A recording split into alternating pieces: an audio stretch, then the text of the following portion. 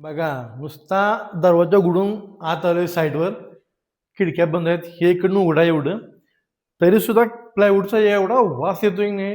हे केमिकलचं वॉटरप्रूफिंग जे केमिकल आहे त्याचा एवढा खतरनाक वास येतो, डोळ्यातनं पाणी लागले. इथं श्वास घ्यायला त्रास व्हायला लागलाय, एवढं कडक हे जर वॉटरप्रूफिंग आहे. एवढा जबरदस्त प्लायवूड भेटलाय आपल्याला.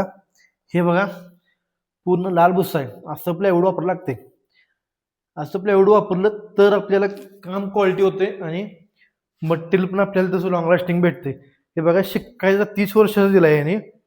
710 फुल ग्रेडचं मटेरियल घेतले.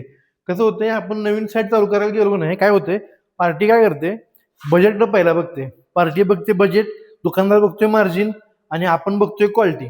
आणि पार्टीला कसं होतंय, पैसे कमी गेले पाहिजेत आणि काम पण चांगलं झालं पाहिजे.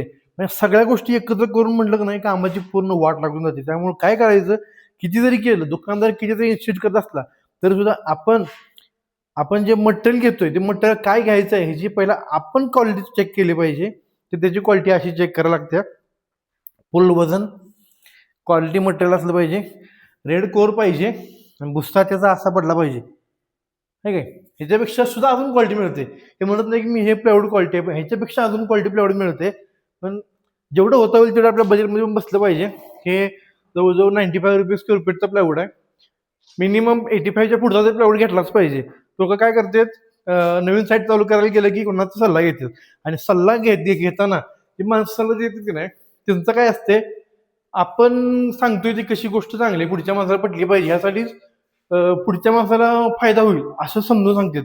मग आता काय सांगतात ते, 40 रुपये प्लायवूड वापर, पैसे वाचतील. त्याला काय होतं, तेव्हा सनमाईक तर लावायचंच आहे. सनमाईक लावल्यानंतर आत प्लायवूडला काय होत नाही. दादा, प्लायवूड खराब व्हायला फक्त पाणी आत जाणे गरजेचं आहे असं नाही. फक्त मॉइश्चर जरी भेटलं, लोकांची घरं काय काय वेळी बंद असतात, दमट वातावरण होतं, आणि मॉइश्चर जरी भेटलं तरी सेंचुरीचा प्लायवूड सुद्धा खराब होतोय. सेंचुरीचा सुद्धा. मग तुम्ही जे साधं 40-50 रुपये प्लायवूड वापरताय नाही, ते प्लायवूड काय टेकणार आहे. त्यामुळे हे कधी जरी केलं तरी सुद्धा सेंचुरीपर्यंत तुम्हाला जर नाही जाता आलं, 85च्या पुढचा प्लायवूड वापरा, क्वालिटी घ्या. आणि आपण जे घराला 40-45 लाख रुपये खर्च करतोय तेवढे प्लायवूडला पैसे वाचवू नका. कारण 40-45 लाख रुपये खर्च करून आपण घर बांधतोय, आणि जर फर्निचरमध्ये आपण पैसे वाचवायला गेलो तर ते फर्निचर तुम्हाला 5 ते 6 वर्षानंतर का केलं असं वाटायची वेळ येईल. त्यामुळं क्वालिटी चेक करा, आणि काम करताना जर बजेट कमी जास्त होत असेल, 2 महिने थांबा, 5-6 महिने थांबा, पण काम क्वालिटी करून घ्या.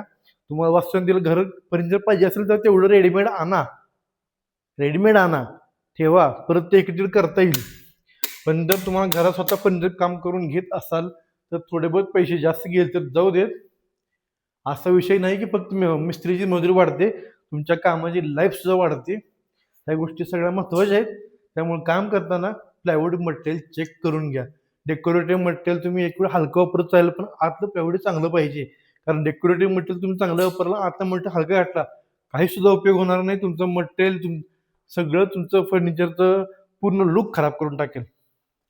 त्यामुळं अशा फर्निचरच्या टिप्सची माहिती पाहिजे असेल किंवा टिप्स पाहिजे असतील तर तुम्ही माझ्या पेजला नक्की फॉलो करा. आणि मग आमची मोठी जी माहिती आहे तुम्हाला कशी वाटली कमेंटमध्ये प्लीज नक्की सांगा. नवीन साईट चालू आहे आपली, फ्रेमिंग झालंय, 1 मॅन शो एकदाच काम करतोय. फ्रेमिंग झाले आता फक्त. आता इथला प्रॉब्लेम पण आपण स्वतः सॉल्व्ह केलेलाच आहे. पूर्ण डिग्री आहे इथं बाहेर आलंय जवळजवळ त्या आणि या कोपऱ्यामध्ये इथं 1.5 ते 2 इंच बाहेर आहे. इथं पण हाच प्रॉब्लेम आहे, आणि पलीकडच्या रूम मध्ये पण हा सेम प्रॉब्लेम आहे. जवळजवळ 1.5 ते 2 इंचाचा गॅप केलेला आहे, 2-3 इंचाचा गॅप आहे. पुढची फ्रेम पण लेवल केले, पण ही जी फ्रेम आहे तिथं जिथं टच झाले तिथं पूर्ण असं बाहेर आलंय. इथं बघू शकता आपण, इथं एवढं जवळजवळ 5-5.5 इंचाचा पट्टा आहे, आणि या ठिकाणी फक्त 2 ते 2.5 इंच आहे. 2.5 इंच आहे, 2.25 इंच असेल.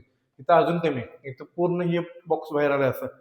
तर असं काय काय वेळेस सेंटरिंग काम करताना थोड्या बहुत चुका म्हणू शकत नाही, कारण ते हळूहळू होते, एखादी पट्टी सरकते, काय होतं, त्यामुळे असे प्रॉब्लेम होत असतील. ते प्रॉब्लेम सॉल्व्ह करून घ्यायला लागतात आपल्याला. तर नमस्कार, भेटू पुढच्या व्हिडिओमध्ये.